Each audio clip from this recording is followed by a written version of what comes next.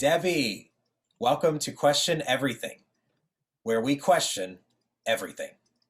We're changing the world one question at a time. And first of all, I just want to thank you for your time and agreeing to be on the show, because that takes a huge amount of courage on your part. And so I need you to give yourself a round of applause because you deserve it. Just a round of applause. There we go. Now, Question Everything is creating a path to take outcasts, outliers, and catalysts and show them that the energy they've been fighting so hard to suppress for others can be channeled into that leader that they truly are, and in turn, teach others to do the same.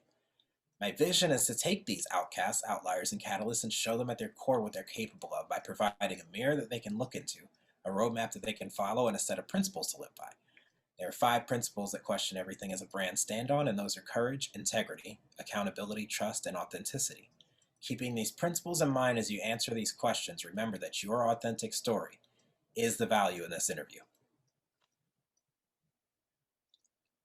I love your tagline on Facebook. Thrive after divorce is your destiny. You are supporting over 40 divorcees, or do we call them widows? I'm not sure what. Divorcees, probably. Divorcees. Okay. So you support men and women both? Or what's the story behind this? Oh, that's good. Okay. Tell me a little bit more about that. So about 6 years ago, I went through a divorce. My husband had a challenge prior to that, suffered a head injury. And after the head injury, the whole dynamic changed. His personality and everything changed after the head injury. So I tried for 7 years to do my best to help him get the help he needed and recover from the head injury. However, he chose not to try to get the help he needed, and things became unsafe and unhealthy, emotionally and physically. So I had to make the most difficult decision in my whole entire life to extricate myself and my kids from the relationship. Wow. So after going through that and taking time to kind of recover and learn about myself again and heal from that traumatic experience of losing my soulmate, pretty much. And so I dove into self-help books and podcasts and YouTube channels, and just pretty much devoured anything I could possibly get a hold of to try to heal myself from just the loss and recover from the abuse that happened in the last 7 years.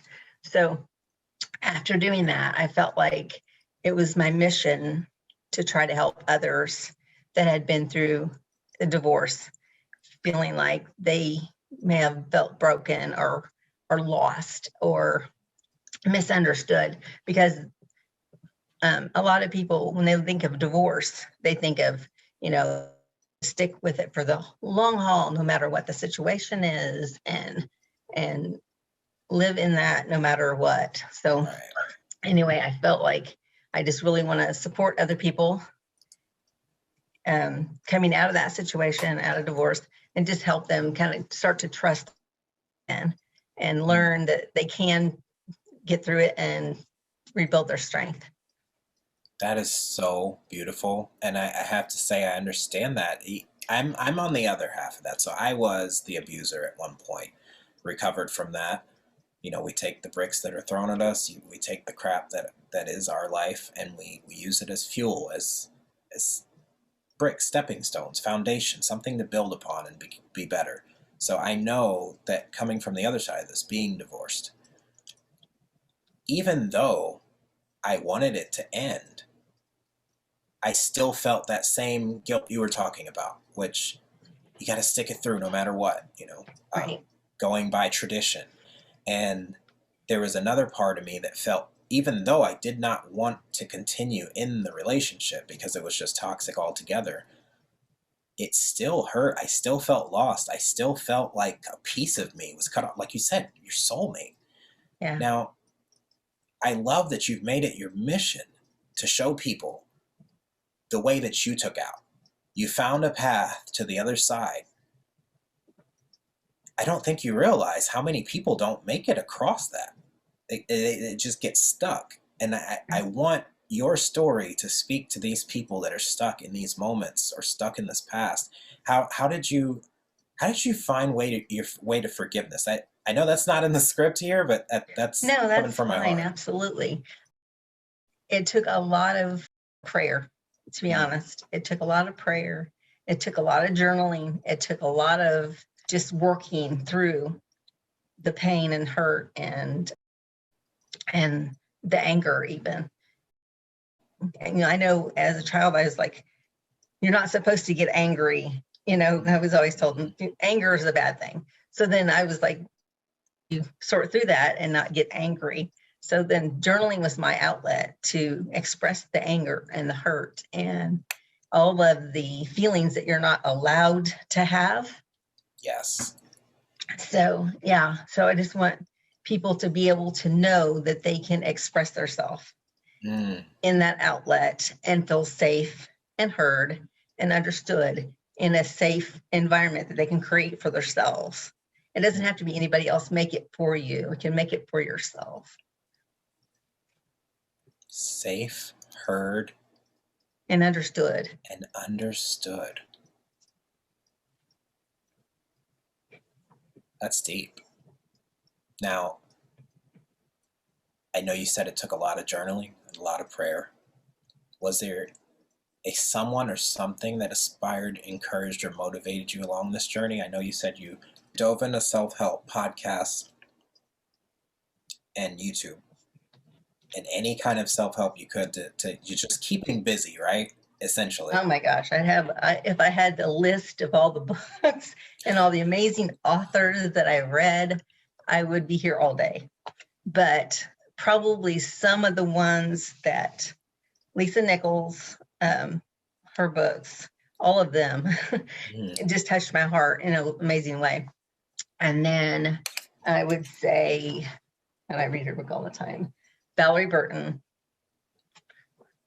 any of her books as well. But I could go Mel Robbins. I mean, I and love Mel. I know, right? And Yes. I don't know. And Amy Morin, her book, 13 Things Mentally Strong People Don't Do. I read it often, reread it because it's such a reminder about so many different things that you get stuck in. Gotcha. Yeah. That's what we like to cure here. Is people getting stuck because questions unstick you. Yes. I would love for you to drop these books so that I can drop them in the description when we Absolutely. post this video. So I'll remind you after this to Okay. grab those recommendations because, and I have another question that's stemming from this. So were you always the self-help type, or was it the pain that drove you towards that? Or like, I've if that always makes been a sense. self-education. I love learning things always. Okay. But as far as reading into self-help was not until this experience. So Gotcha. it was like once I came out of the marriage, I felt like there was this gaping hole that I just needed to fill Mm, and find a way to heal. mm, And so I was like, I've got to find some different information that maybe I didn't have before that I mm. really needed to kind of change my mindset or change the way I viewed the world and not look at it from a way that the experience happened to me, but happened for me. And Tony Yes. Robbins talks about that quite a bit, but I Yes. know that I really needed to reframe the way I was seeing the experience rather than it was this catastrophic event in my life that devastated me and took everything away that I built and had. I had to look at it as a reinvention of who I was and what I wanted to accomplish in my life so that I could just kind of reevaluate where I was and where I wanted to be, and then figure out what tools I needed to get in order to get to where I wanted to go. Mm. That must have took a lot of work. At what point do you think you started questioning everything? I know we have that moment where life takes that turn and it makes you just really question everything. I think it was the day that I finally left and took my kids, and we went to my parents to stay. And I pretty much left everything behind. Left the house, left all my clothes, left my whole collection of books that I had collected over the 25 years or whatever, and gathered up my kids and the basic belongings that I knew that they would need, and then moved in with my parents. At that point, I just kind of knew that something had to change. Yeah. It's kind of like the pain became bigger than the fear of leaving. Ooh. When the pain of remaining the same is greater than that of changing, something will change. Exactly. I love that you said you had to give a different meaning. And you mentioned Tony Robbins, and he says all the time, it's the meaning that you give. It's like you said, things happen for you, not to you. And it's the Correct. meaning that we give it that kind of sets the tone of what we're going to perceive from then on. Because something happens, but until you give it a meaning, it's neither good nor bad. It just happened. Right. So when you started questioning everything, was there any? I know that you talked about packing your kids up and what you knew they would need. There are so many women that are stuck in abusive relationships and are just stuck in that fear of, if I leave, will I be okay? Right. So I know there's that fear that you had to overcome. Can you talk to us a little more about what was going on the inside when that was happening, and what pushed you over? Like, what gave you that courage? I know you said it took a lot of prayer. I just want to check here. Right. I think the realization, the way we were interacting with one another could impact the way my kids live their life in the future. Mm. I knew that I was modeling something for them that I didn't really think was healthy. And I wanted them to have the opportunity to see healthy. And even if that's just me individually becoming healthy, for them to see that you can change your mind, change your beliefs, and make different decisions, and be able to kind of learn to walk in your own truth. And I want them to be able to have that as a foundation for their life, because if they don't have that foundation and know that they can make choices and change and grow and become their own individual, unique person, then I failed as a mother. So I knew that I didn't want to be a failure as a mother. I knew that at that point I felt like a failure as a wife, but I refused to be a failure as a mother. Yeah, absolutely. Wow. That's huge. I can relate to that as well. I know giving the children a contrast, something to compare their current life to show them that there's better than this. I've had to make that decision as well. And they are 18 and 19 now, and they clearly see the contrast of the way your life could be and the way your life was, and they are thankfully taking the right path. But so is their mother. She's grown a lot over the time, and that took some forgiveness on my part. I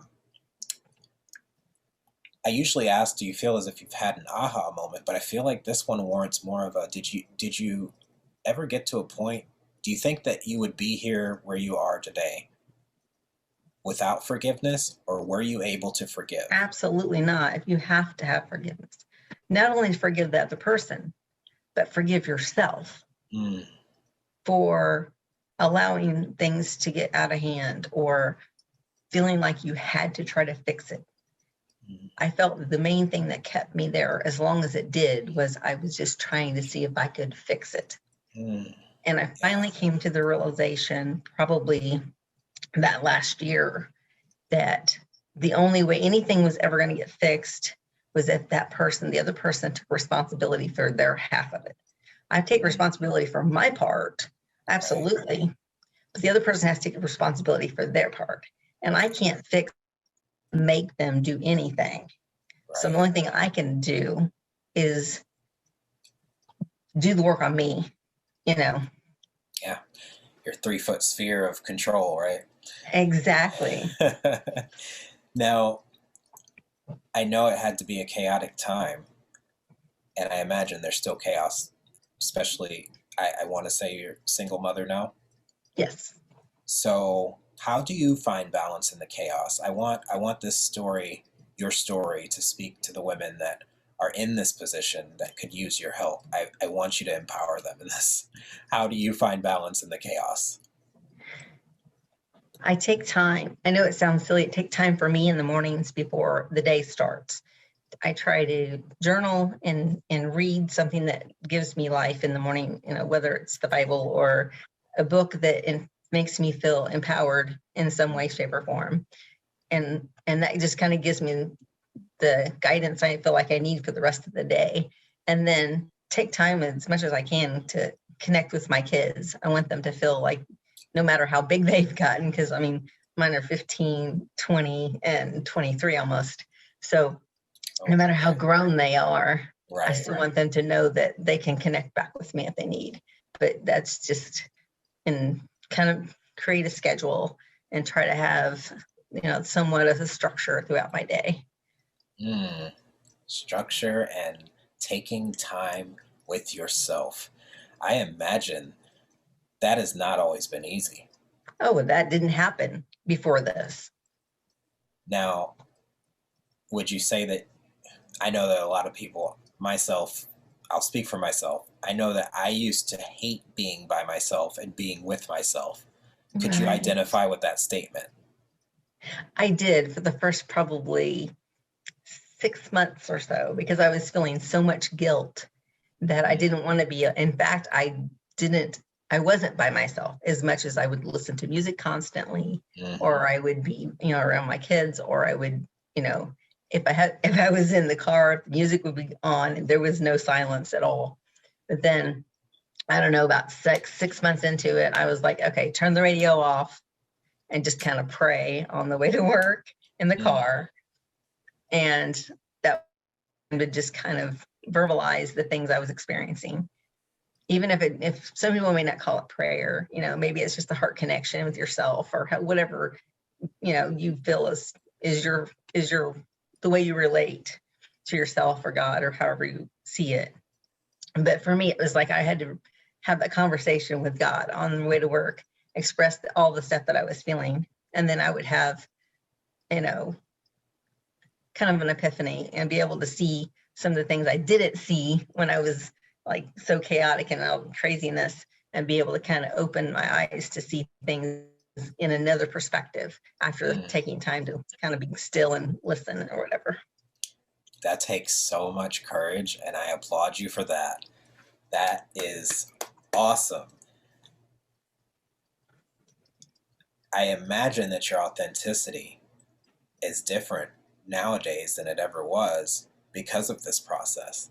So how do you remain authentic, and what would you suggest for someone struggling with being authentic?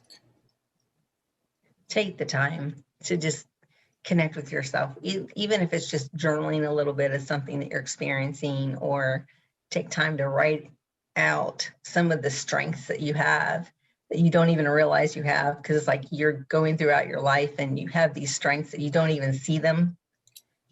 Yes. And then you take a minute and say, hey, write down 10 things, even if it's just 10 things that I'm good at, that I feel excited about, or I feel happy when I'm doing them. So take time to yourself. Write 10 things, 10 strengths. Yes.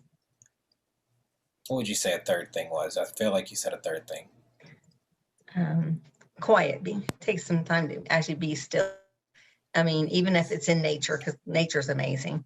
I always like to take a little hike and just be in quiet and of nature, just listen to all the birds and experience just how that calms my soul.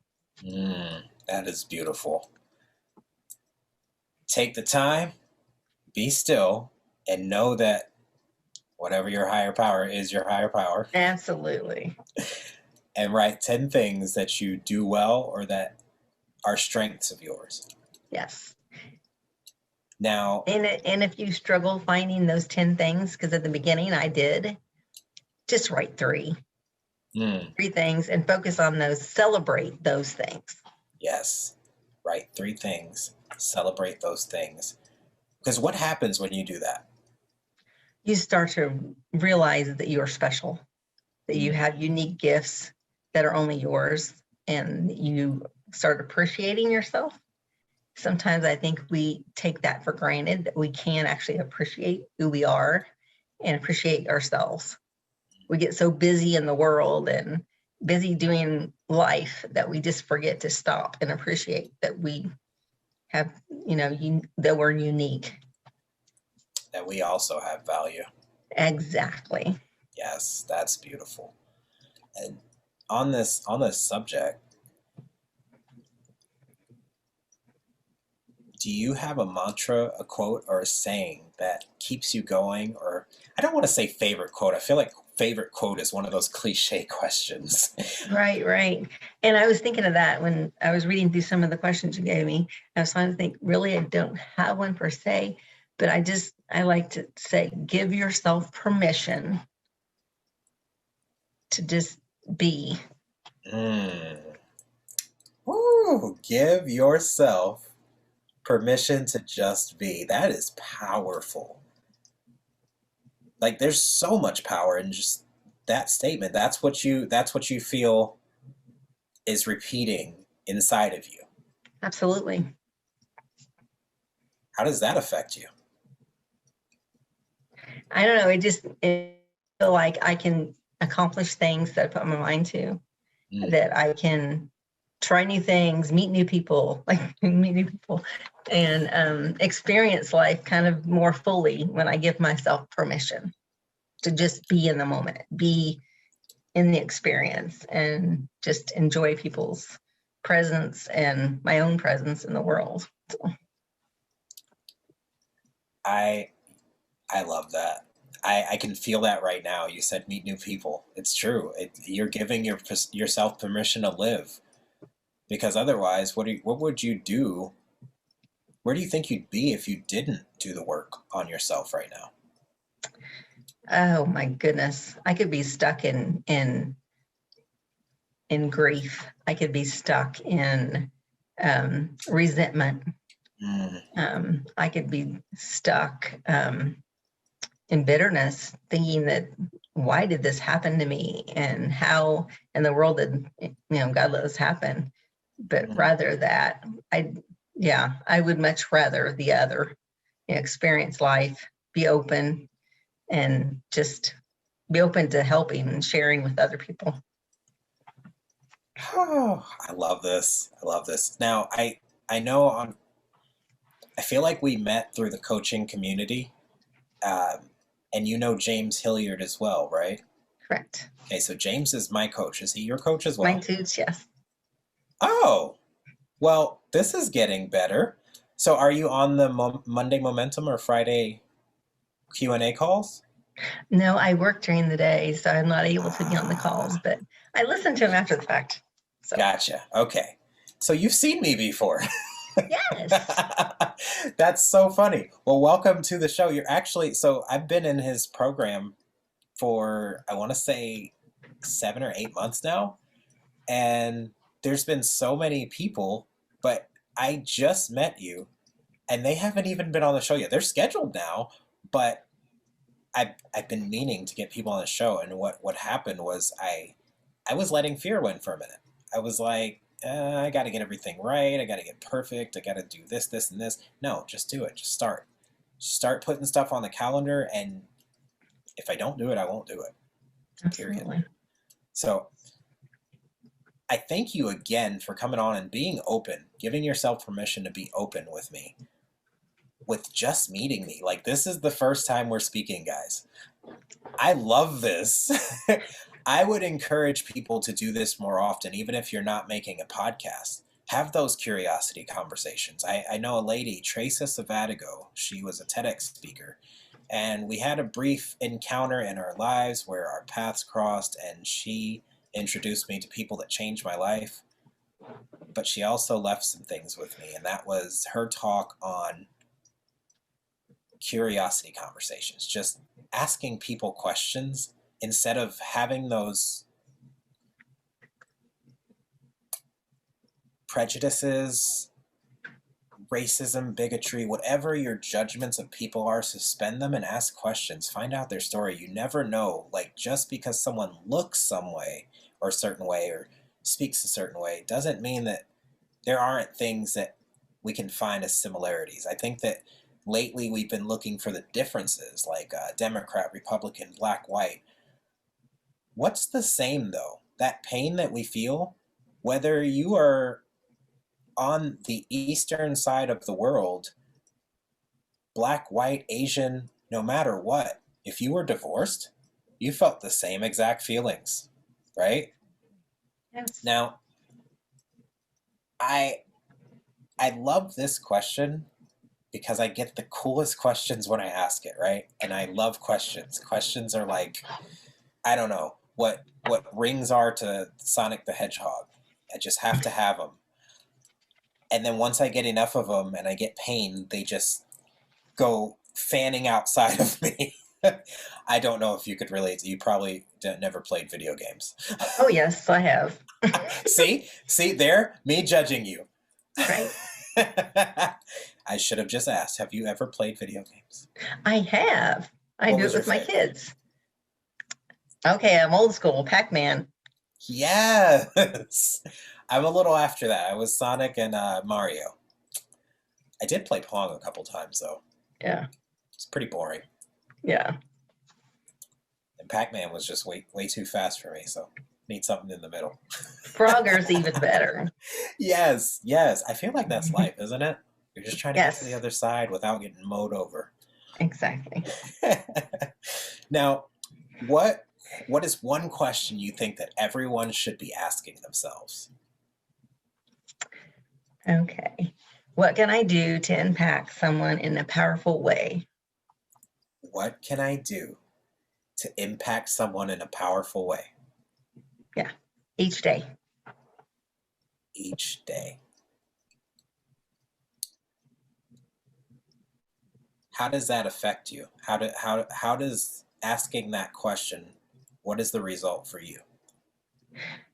On a daily basis, I try to smile and greet my coworkers and stay connected and have conversations with them. Obviously, you can't do that when you're busy working sometimes, but try to have conversations with them, find out how their day is going, and just be open to what their struggles are and see if I can be of any encouragement. I imagine that's fulfilling. It is. I love it. I love it. So, what can I do to impact someone's life today? I feel like you said it different. In a powerful way. What can I do to impact someone in a powerful way? Thank you. I am taking notes. I know I could take the notes afterwards, after this recording, since we're not live, but I want to make sure I do it. So, I feel like there's more to this, what it is that you do. Could you speak to us about your coaching? And do you have a program? Is there some place we can find you? Where can these women who are stuck in this place looking for a way out, where can they find your hope? Well, right now I have my Facebook, my regular personal Facebook page, and that's Debbie Forth Wigley in that Facebook. And then I also have Thriving After Divorce 40 Plus Community. I have a Facebook community as well that I'm trying to build. And then I'm currently working to build a coaching program. So, all right. This is exciting. So you got a coach, and I'm more likely to trust a coach that has a coach. So let's hope that this episode helps to bring those women out of the woodworks to you. Are you hanging out in places where your ideal client is hanging out? I think so. Okay. I have a whole rabbit hole that we can go down on how to build the course and what things you should be doing. I'll give 3 things. Be sure that people know who you are, what it is you do, and how they can find you, how they can reach you. In your community, I would encourage you to mingle in other groups where divorcees hang out for hope and provide as much value as you can. As far as your course goes, I'm going to encourage you to build the bus while it's on the highway, so to speak. If you overthink it, if everything has to be perfect,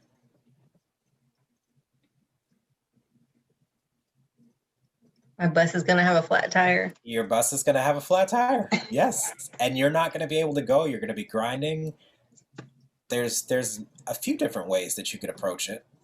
There's the build the entire program and put it out there without any research and hope that someone bites and understands. There's build as you go. And then there's, I think my favorite one is build as you go. Put a beta test out there and just go with the questions that come and take one person from one side of the bridge to the other, one side of the Frogger Street to the other, help a frog cross the road, and take that experience and synthesize it into an entire course.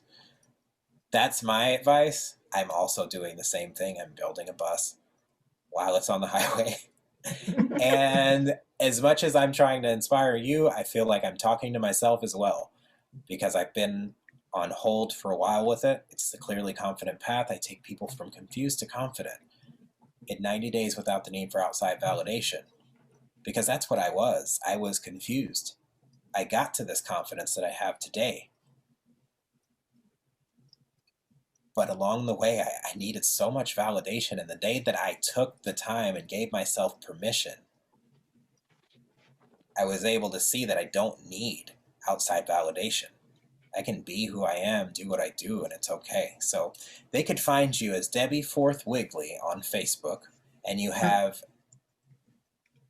remind me on that, I didn't write it down, but I know it. It's the Thriving After Divorce Facebook group. Thriving After Divorce Facebook group, preferably for people 40 and above. Do you think that this would benefit? 40 and over. Do you think that this would benefit people 40 and under with divorce? They could, yeah, I could. Okay, just wanted to put that out there. So if you're under 40 and you're feeling like you are excluded, you have to be 18 to buy cigarettes and get into the strip club, 21 to buy alcohol and cigarettes now, 35 to get into some mature clubs, but you got to be 40 to get into Debbie's club. If you were feeling excluded, don't. She allows you in. She will help you if she can in any way she can. Debbie, thank you so much for joining us on the show today. I'm going to ask if there are 2 people that you know that have an inspiring story like yours, or that you know are crushing their goals, that you'd love to see me interview on the show. Cynthia. LaGuardia? Yes. I love it. We've been meaning to get back on a call. I've had a few calls with her to encourage her as well. And I'm really excited about this one. I'm going to get her scheduled ASAP. And Paul Cantrell. Oh, I love this. He has not scheduled with me yet, but he has been called out. Paul, I'm coming for you. Paul and Cynthia. That is beautiful. If you don't know Paul and Cynthia, you will soon. Stay tuned. There is much more to come. More will be revealed. Like, comment, subscribe, share. Hate me if you feel the need to take it there. We can address that too. Question me, question you, question everything. Because that's what we do. Donate as you feel led, and I'll donate to One Tree Planted or Mental Health America. I'm wanting to be a philanthropist, and you got to start somewhere, right? So every donation I receive, I will donate 50% to, allocate 25 to each. The other 50 just keeps this going so that you can continue to get the questions that help change the world one question at a time. Remember, if anything scares you, you have to face it head on so that nothing stands in your way. Until next time, question everything. Everything? Everything. She did it. I love that. Thank you. We will see y'all next time. And cue music right now.